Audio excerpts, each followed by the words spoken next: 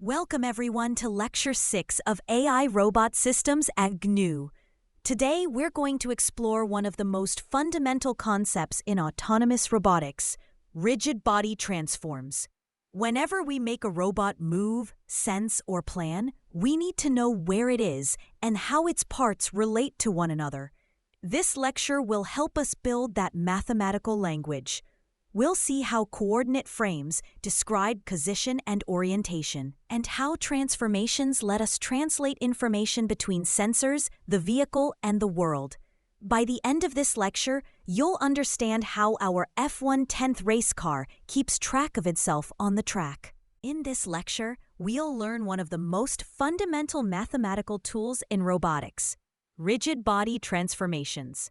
By the end of this session, you should be able to first understand the concept of rigid body transformations, how one coordinate frame can be related to another through rotation and translation. And second, learn how coordinate frames are used and transformed in practical robotic systems, especially in applications like autonomous vehicles, where multiple sensors and coordinate systems must all work together in perfect harmony. Here's what we'll cover today. We'll start with a basic introduction to coordinate frames and transformations, understanding what frames are and why they matter. Then, we'll look at reference frames in robotics, such as the mat frame, base frame, and laser frame. Next, we'll study rigid body transformations and how they can be expressed mathematically using rotation and translation matrices. After that, we'll extend the idea to homogeneous transformations, which combine both operations into a single, elegant matrix form. Finally, we'll discuss how these transformations are used in sensor fusion and mapping for autonomous robots. Before we begin, let's take a look at what we'll cover today. First, we'll discuss coordinate frames and transformations, and most importantly, why we need them in autonomous systems. Second, we'll study reference frames and rigid body transformations, the mathematical foundation that allows us to describe how one frame moves relative to another. Finally, we'll see how these ideas are implemented in practice using the TF2 ROS library in ROS, which keeps track of all coordinate relationships inside the robot. By the end of this lecture, you should have both the theoretical understanding and the practical tools to use transforms effectively in your own projects. And yes, even though matrix equations might look scary, I promise they're not as bad as the comic suggests. Let's begin with frames and transformations on autonomous vehicles. In autonomous racing or self-driving systems, we constantly need to know where the car is and how it's moving. Every decision, from braking to planning a trajectory, depends on the car's position and orientation in space. To describe this precisely, we use coordinate frames and transformations. They form the language that allows different sensors, like LiDARs, cameras, and GPS, to understand each other and work together. By studying frames and transformations, we can connect all of these measurements into one coherent understanding of the vehicle's motion. Let's start with the first reason why frame transformations are essential in autonomous vehicles. Every sensor provides measurements in its own coordinate frame, that is, relative to itself. For example, the LiDAR reports the distance from the obstacle to the LiDAR's origin, not to the car's bumper or the map. The RGBD camera does the same. It gives you depth from its own lens. That means all these measurements are isolated views of the world. To make sense of them together, we need to transform each sensor's frame into a common reference, usually the vehicle's body frame or the world frame. Only then can the robot understand where things really are in its surroundings. Here we can see an example from Tesla. The car uses multiple forward-facing cameras, wide, main, and narrow, along with side, rear, and ultrasonic sensors around the vehicle. Each of these sensors has a unique perspective, capturing different parts of the environment. When Tesla's autopilot system drives, it constantly fuses all these camera feeds to estimate the full 360-degree view of the world. Again, this is only possible if the system knows the transformation between each sensor frame and the vehicle's main frame. Now let's look at another example, Waymo. Unlike Tesla, Waymo relies heavily on LiDARs, with multiple units covering different ranges and directions. It uses long-range LiDARs on top, short-range LiDARs on the corners, and several radars and cameras for redundancy. All these sensors together create a precise 3D map of the surroundings. Once again, without frame transformations, their outputs would be just scattered, unrelated point clouds. Uber's self-driving platform is another good example. It integrates hardware from multiple manufacturers. For instance, Volvo provides the radars, while Uber adds LiDAR and camera systems. Each component has its own mounting position and orientation, so their coordinate frames are all different. To make perception consistent, Uber's software constantly applies rigid body transformations that align all sensor readings into one global frame. Here's what happens when we combine multiple sensor perspectives. Each camera or depth sensor sees only a limited field of view, producing its own local image or depth map. When we overlay or merge these perspectives, we start to see a fuller picture of the environment, what we call sensor fusion. Transformations make this fusion possible by accurately mapping every pixel or point into a shared coordinate space. Once all sensor outputs are aligned through transformations, we can create a unified bird's-eye view, or BEV, of the world. This view helps the car understand lanes, obstacles, and drivable space from above, which is extremely useful for navigation and planning. In modern systems, deep learning models even predict these BEV maps directly from multi-camera images. Now let's move to the second reason, mapping.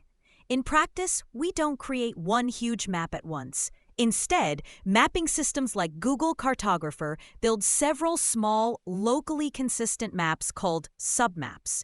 Each submap has its own coordinate frame. Later, a global algorithm ties all these submaps together by finding the transformations between their frames. That's how we form one consistent global map of the environment. In this section, we'll learn the basics of coordinate frames. Every autonomous vehicle operates within several coordinate systems at once, and understanding them is fundamental for localization, mapping, and control. Let's begin with a simple question. What is a coordinate frame? A coordinate frame is a set of three orthogonal axes attached to a body that helps us describe the position of points relative to that body. These axes intersect at a common point called the origin. In robotics, the very first step in almost every problem is to assign a coordinate frame to each object of interest. For example, on our F-110 car shown here, the x-axis points forward. The y-axis points to the left, and the z-axis points upward. At the bottom left, we also have a world frame, which defines the coordinate system for the entire environment.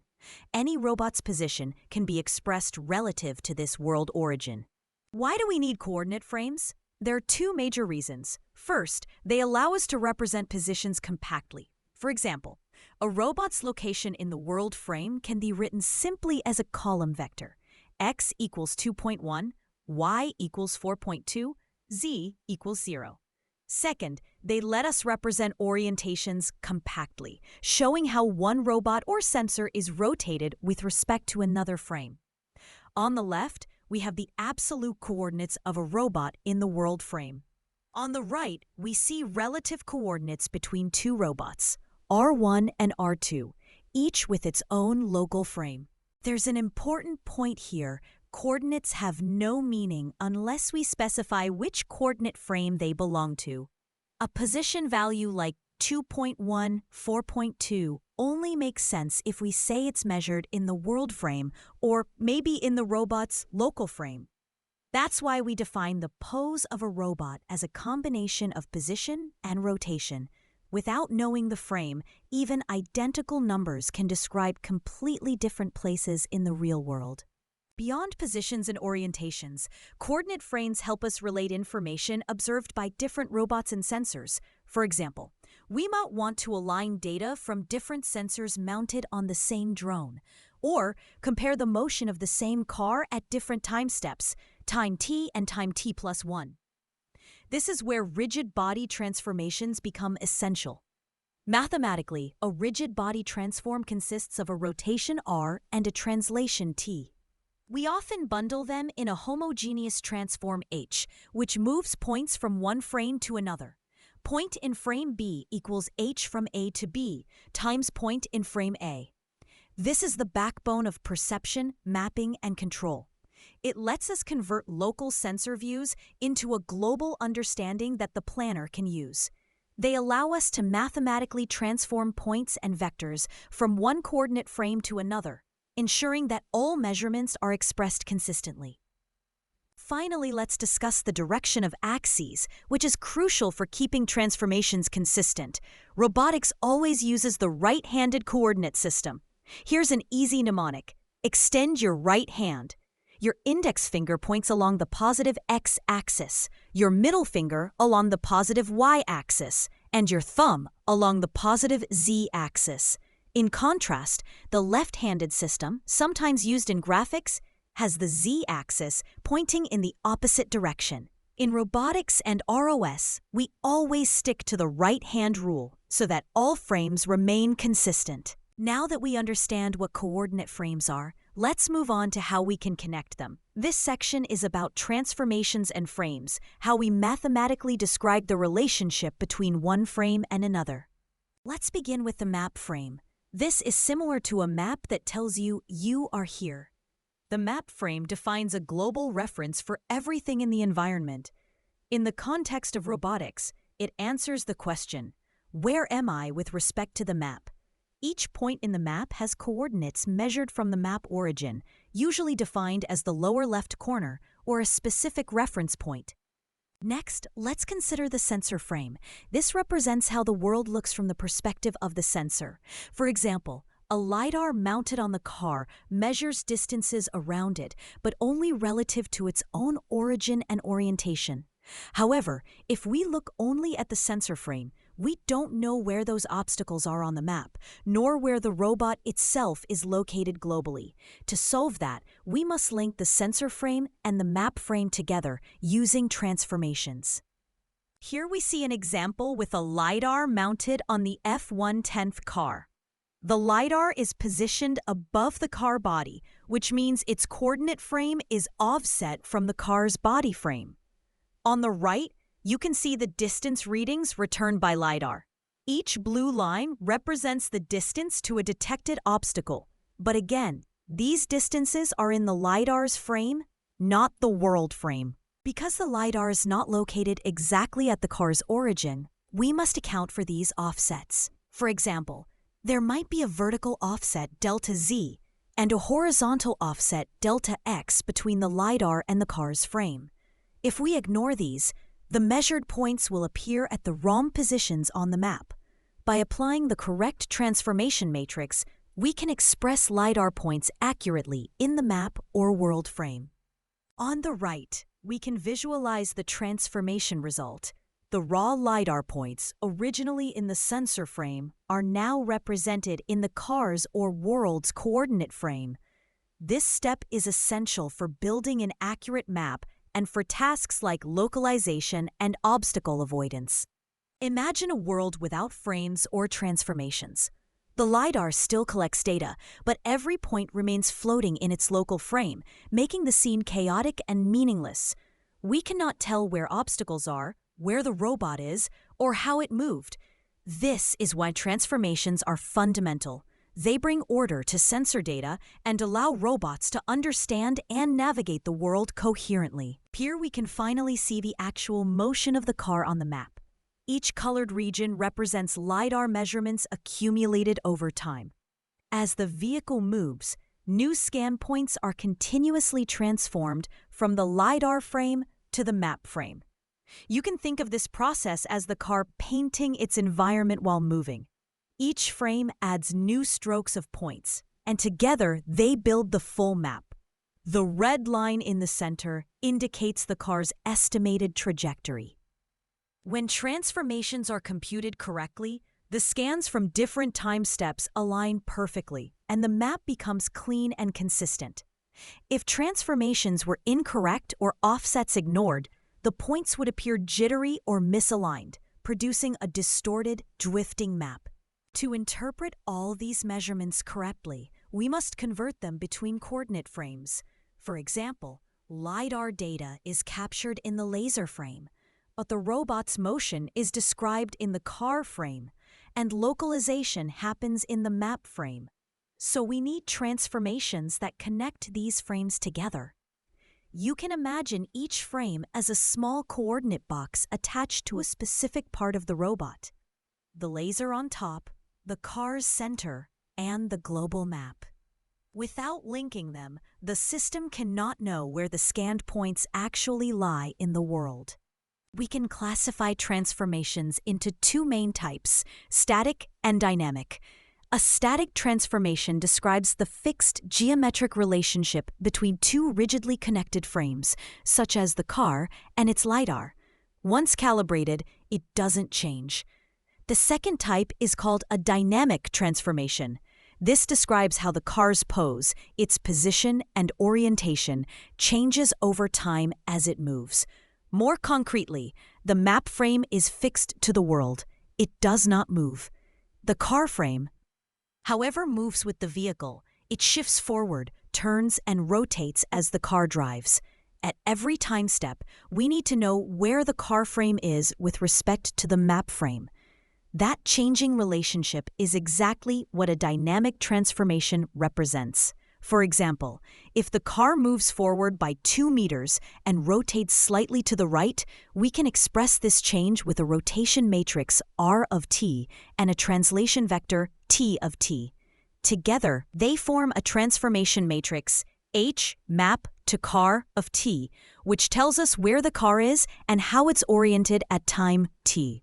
This transformation is crucial for localization and mapping because every LiDAR or sensor point must be expressed in the correct position on the map.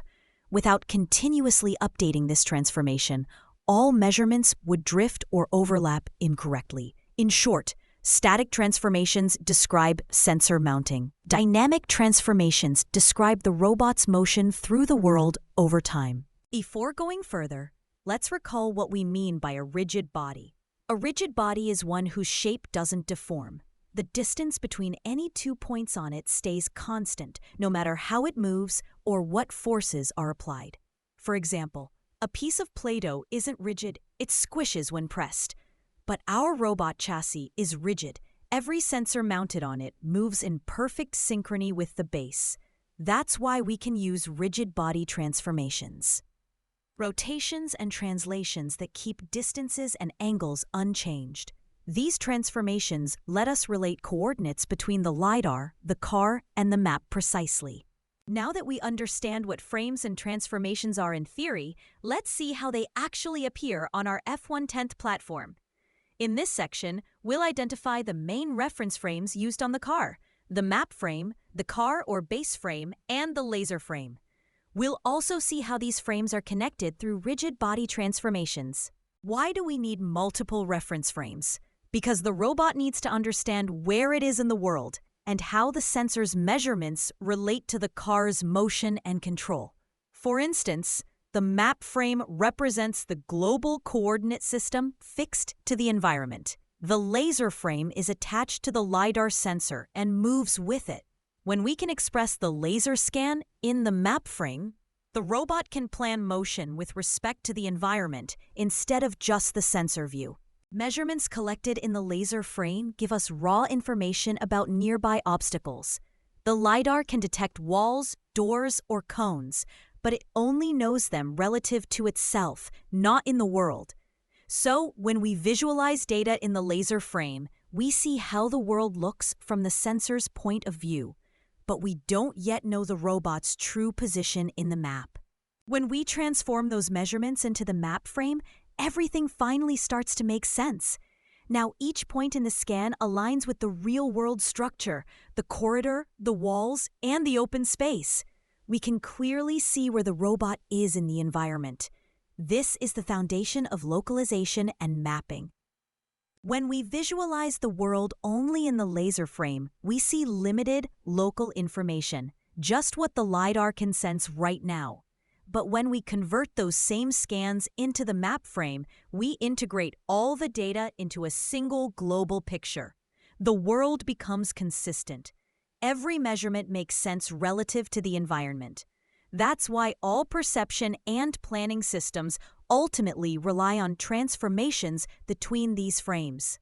Before we start transforming data, let's clearly identify which frames we will actually use in ROS. There are three main frames: map, baselink, and laser. The map frame represents the global environment. The baselink frame is fixed to the car's body, and the laser frame is attached to the LiDAR sensor on top. And one small note: in ROS, coordinate colors follow the convention: red for X, green for Y, and blue for Z. So whenever you see RGB axes, think XYZ. First, the map frame. It represents the entire environment around the robot. All other frames, such as the car and the laser, are expressed relative to this global map. When we create the map, we can choose the map's origin arbitrarily. It could be the starting position of the robot or any convenient point in the world coordinate system. What matters is that every other frame is consistent with it. Next, the baselink frame. This frame is usually defined at the center of the car's rear axle. It represents the vehicle's body reference, the point where we apply control commands like velocity or steering. As the car moves, the baselink frame moves together with it relative to the map frame. So every pose or odometry output you see is typically given with respect to baselink. Finally, the laser frame. This is the frame where the LiDAR sensor measures distances. Each scan point is defined relative to this frame. The LiDAR considers itself as the origin. Just like the car frame, the laser frame also moves with the vehicle relative to the map frame. But its position is fixed relative to baselink. So the transformation between laser and baselink is static. Now, let's talk about odometry, or ODOM. Technically, ODOM is not a physical frame like map or laser. Instead, it represents the relationship between two frames, typically between ODOM, baselink, or map, ODOM. It tracks how the robot moves over time based on wheel encoders, IMU, or sensor fusion. So ODOM provides short-term consistency in motion estimation, while the map frame provides long-term global consistency. Now, let us take a look at the concept of poses and transformations. In robotics, everything we do happens in space. We need to know where a robot is, how it is oriented, and how it moves between positions. To describe all of this, we use the language of poses and transformations. A pose defines a robot's position and orientation in space. A transformation tells us how to move from one coordinate frame to another. By the end of this lecture, you'll understand how coordinate frames connect, how rotation and translation work together, and how these concepts form the mathematical backbone of localization, mapping, and motion control in autonomous robots. In the AEB lab, we defined a single time-to-collision threshold to trigger emergency braking. However, when the car travels in different directions, the stopping distance between the car and the wall changes, even though the TTC threshold is the same. Why does this happen? Because the range measurement is taken in the laser frame, which is mounted on the front of the car. So the sensor's reference point changes the perceived distance to obstacles. We can fix this problem by adding a new reference frame at the center of the chassis. If we calculate the TTC from this central frame instead of the laser frame, the braking behavior will be more consistent, no matter which direction the car is moving.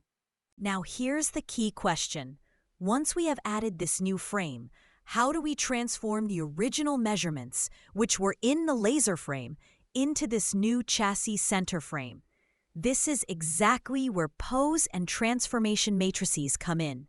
We'll use homogeneous transformation equations to translate and rotate the LiDAR measurements so they're expressed in the new frame.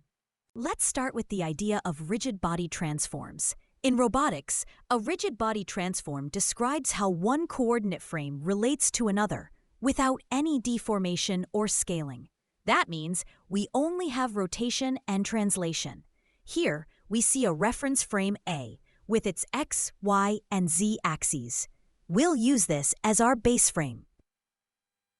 Now we add another frame, frame B. Frame B represents a second rigid body. For example, a robot-mounted sensor or another part of the robot that can move. Frame B has its own orientation and position relative to frame A. This relationship, how B is placed and rotated with respect to A, is exactly what we call a rigid body transform. Suppose frame B is rotated by an angle theta relative to frame A.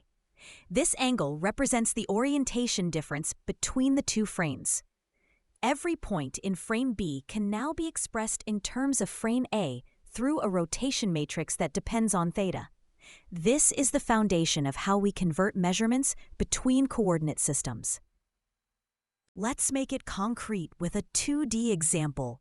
Imagine a point P located at coordinates px, py in frame xy. If the frame rotates by an angle theta to a new frame x prime y prime, the coordinates of the same point become p prime. This new position can be expressed as a combination of the new axes x prime and y prime. We can write this as P equals px times x prime plus py times y prime. Here, x prime and y prime are not numbers. They are unit direction vectors of the rotated coordinate frame. That means x prime points along the new x-axis and y prime points along the new y-axis after rotation by theta. So we are expressing the new position of the point as a combination of these two rotated basis directions. If we expand this using trigonometry, we get the following equation. P prime equals p sub x times cosine theta minus p sub y times sine theta, and p sub x times sine theta plus p sub y times cosine theta, then transpose. This is the classic 2D rotation formula. It shows that after rotation, each coordinate depends partly on both the original x and y components because the axes themselves have rotated. We can now represent this rotation compactly in matrix form. P prime equals r of theta multiplied by p, where r of theta equals the 2x2 rotation matrix. First row, cosine theta, negative sine theta. Second row, sine theta, cosine theta. This is called the rotation matrix. Each column of this matrix actually represents the rotated basis vectors. The first column corresponds to the new x prime axis, and the second column corresponds to the new y prime axis. So when we multiply r of theta by a point vector p, we are projecting that point from the original coordinate frame onto the rotated coordinate frame defined by x prime and y prime. In other words, r of theta serves as a mapping that tells us how to describe old coordinates in the new rotated frame. This rotation matrix encodes the same geometric relationship we've seen visually. It's a fundamental building block for 2D and 3D transformations in robotics, used in localization, mapping, and motion control. Now we can decompose the new axes themselves. The rotated x prime axis corresponds to the vector cosine theta sine theta, and the rotated y prime axis corresponds to negative sine theta cosine theta. Together they form the columns of the rotation matrix r theta. This geometric to algebraic connection is what allows computers to calculate transformations efficiently. Now we move from two-dimensional rotations to three-dimensional rigid body transformations.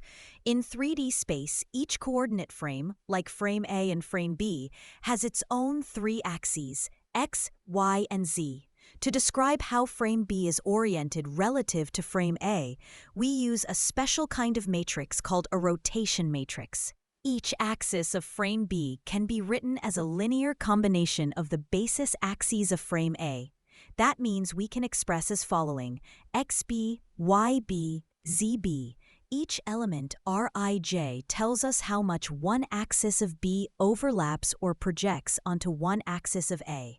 Essentially, it's the cosine of the angle between those axes. In this slide, however, we're showing a special case: rotation about the z-axis. Since both ZA and ZB are aligned, the terms involving ZA, such as R31.ZA, do not appear in the picture. They still exist mathematically, but their value is 0 in this specific case. Now we can collect all those individual axis relationships into one compact matrix form. Each row in this matrix describes how one axis of frame B can be represented as a combination of the three axes of frame A. That is, each axis of frame B is a combination of the three axes of frame A. Specifically, XB, YB, and ZB are formed by multiplying the rotation matrix R with the corresponding axes XA, YA, and ZA. We can write this in matrix notation as ARB equals the 3x3 matrix with elements R11, R12, R13, R21, R22, R23, and so on. This matrix takes a vector expressed in frame B and represents its orientation and direction relative to frame A. Each column of the matrix corresponds to one axis of frame B written in the coordinates of frame A. For example, the first column tells us how the x sub b axis is oriented with respect to A's x, y, and z axes. The second and third columns do the same for y sub b and z sub b, respectively. Let's visualize what these equations mean. Each axis of the B frame can be described as a projection onto the x, y, and z axes of frame A. For example, the xb axis can be expressed as a combination of A's three axes, with weights R11, R21, and R31. R31 is omitted here. Each value represents how much the xb axis points toward each axis of frame A. So R11 is the cosine between XB and XA. R21 is the cosine between XB and YA. And R31 is the cosine between XB and ZA. In other words, each term shows how much the B frame's axis overlaps with the corresponding axes of frame A. Let's focus on the first equation, the one defining the x-axis of frame B. We write x sub B equals R11 times x sub A plus R21 times y sub A plus R31 times z sub A. Because we're rotating only about the z-axis, the z component vanishes. R31 equals 0, so only the x sub A and y sub A parts remain. Now look at the first term, R11 times x sub A. R11 tells how much x sub B lies along x sub A. Geometrically, that is the cosine of theta, the angle between the two x-axes. So R11 equals cosine of theta. This means as frame B rotates, the projection of x sub B onto x sub A changes according to the cosine of that angle. Previously, we looked at the cosine part, how much the xb axis aligns with xa.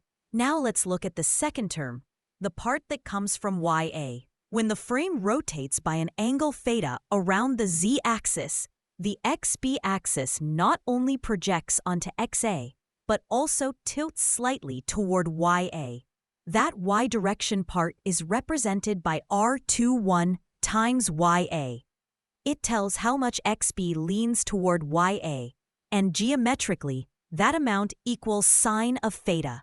So the full expression becomes xb equals cosine theta times xa plus sine theta times ya. The first term, cosine theta, gives the horizontal projection, and the second term, sine theta, gives the sideways projection. Together, they completely describe the direction of the rotated XB axis within frame A. Now we can combine everything we've learned about the cosine and sine components to write the complete expression for the XB axis. From before, we know that R11 equals cosine theta, R21 equals sine theta, and because the rotation happens only around the z-axis, R31 equals 0. So, the XB axis can be written as XB equals cosine theta times XA, plus sine theta times YA, and 0 times ZA. This means XB is made up of two parts, one along XA, scaled by cosine theta, and another along YA, scaled by sine theta. The ZA part is 0, because the rotation occurs entirely within the XY plane.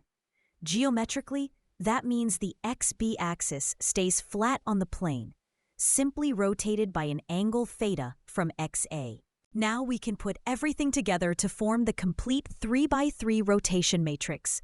We've already derived the first two components. The XB axis is defined by cosine theta and sine theta. The YB axis, being perpendicular to it, uses negative sine theta and cosine theta. So the full rotation matrix for rotation about the z-axis is ARB equals rho 1 cosine theta, negative sine theta, 0, rho 2 sine theta, cosine theta, 0, rho 3, 0, 0, 1. Here, C theta and S theta are just shorthand for cosine theta and sine theta.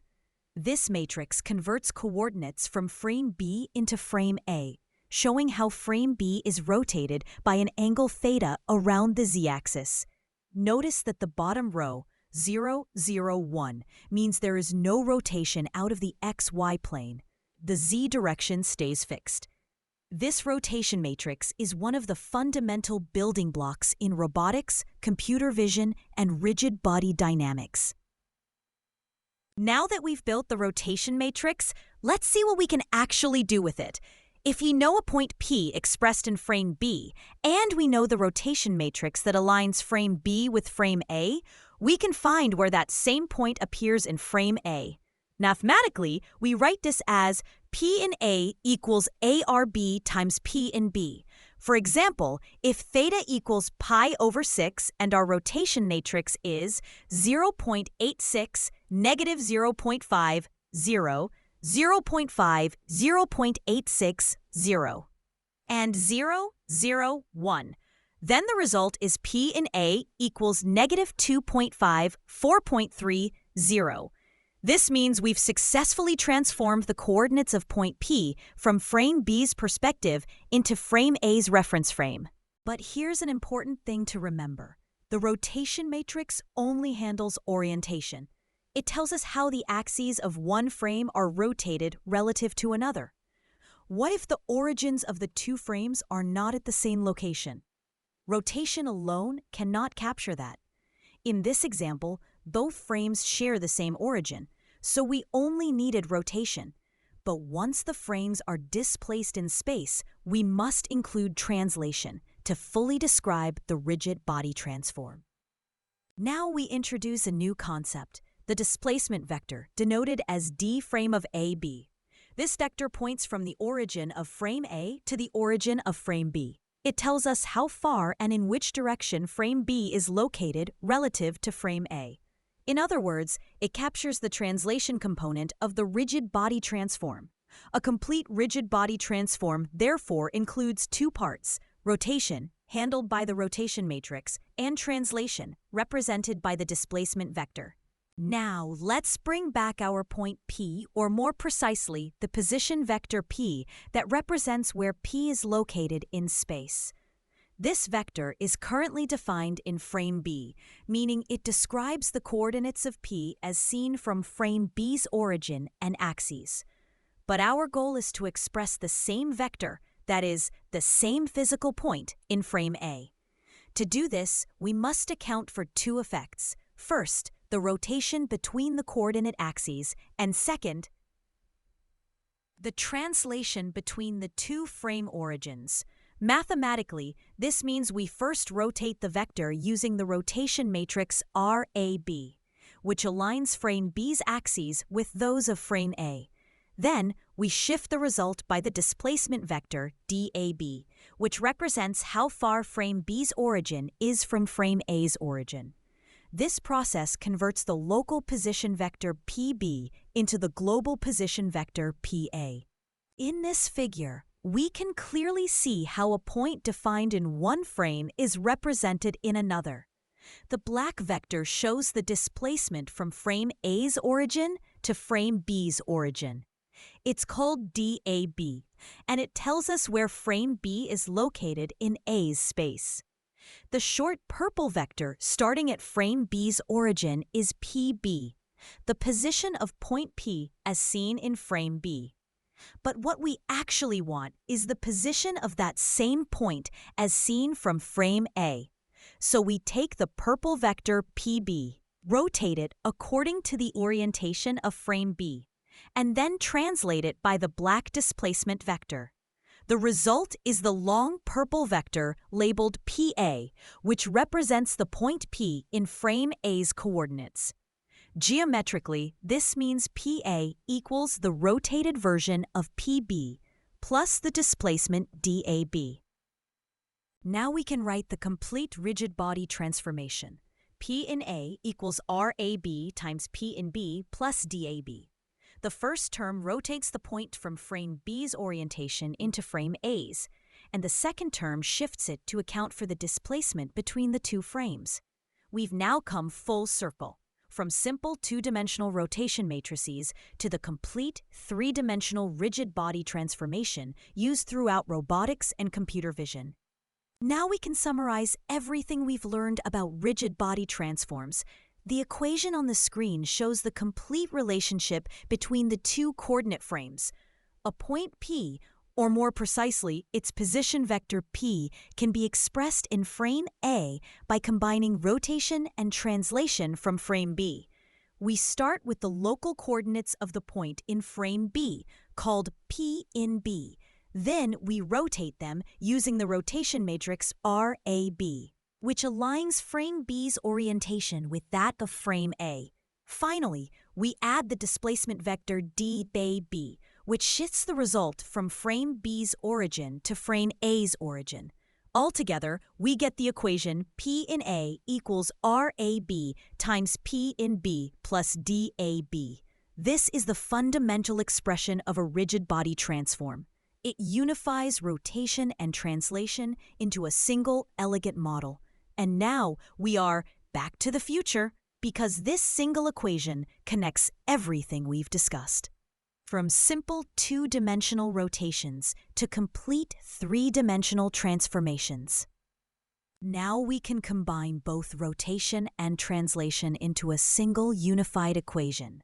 We already know that a point P defined in frame B can be expressed in frame A using the formula PA equals HAB times PB. But we can make this even more systematic by introducing a homogeneous transformation matrix, denoted HAB. This matrix contains both the rotation matrix RAB and the translation vector ADB together in one block structure. It allows us to transform any point from frame B to frame A in just a single matrix operation. Let's revisit how this transformation works. We start with frame 2 and a point labeled P2. The first step is to apply only the rotation. That means we rotate the point using the rotation matrix R12. This gives us an intermediate point called P'. P' is now aligned in orientation with frame 1, but it's still positioned at the origin of frame 2. Next, we apply the translation. After rotating the point, we also need to account for the displacement between the two frame origins. That displacement is represented by the vector O21, which indicates the position of frame 2's origin, expressed in frame 1. When we add this translation, we obtain the final transformed point. P1 equals R12 times P2 plus O21. Now let's imagine we want a more compact and elegant way to represent transformations. Instead of separating rotation and translation, we can merge both into a single matrix called the homogeneous transformation matrix. We write it as H12 equals R12 and O21, with a 0 and a 1 on the bottom row. Here, R12 represents the rotation from frame 2 to frame 1, and O21 represents the translation, or the shift, from the origin of frame 1 to frame 2. To make this work, we extend our point vector by adding a 1 at the end. Then the transformation can be written neatly as P1 equals H12 times P2. This unified form makes it much easier to chain multiple transformations. For example, from the world to the car, from the car to a sensor, and from the sensor to an object, all using simple matrix multiplication. A homogeneous transformation is the matrix form of a rigid body transformation. It combines a rotation matrix R and a translation vector D into a single matrix, 3x3 in two-dimensional space or 4x4 in three-dimensional space. The bottom row, written as 01 or 0001 in 3D, allows both rotation and translation to be applied together through one matrix multiplication. This representation is fundamental in robotics, computer vision, and autonomous systems. Let's summarize what we've learned today. First, coordinate frames are essential for representing positions and orientations in robotics. Every sensor, actuator, and robot component operates within its own frame of reference. Second, transformations are what allow us to relate measurements taken from different frames. For example, a LiDAR and a camera may each see the same object, but transformations let us express both in the same coordinate system. Third, rigid body transformations include both rotation and translation, allowing us to preserve distances and spatial relationships between points as a body moves. Fourth, homogeneous matrices give us a compact and elegant way to represent both rotation and translation together in a single matrix form. Finally, accurate frame transformations are the backbone of sensor fusion, localization, and mapping. Key processes that enable reliable navigation and control in autonomous vehicles. In short, understanding transformations means understanding how robots see, move, and think in space.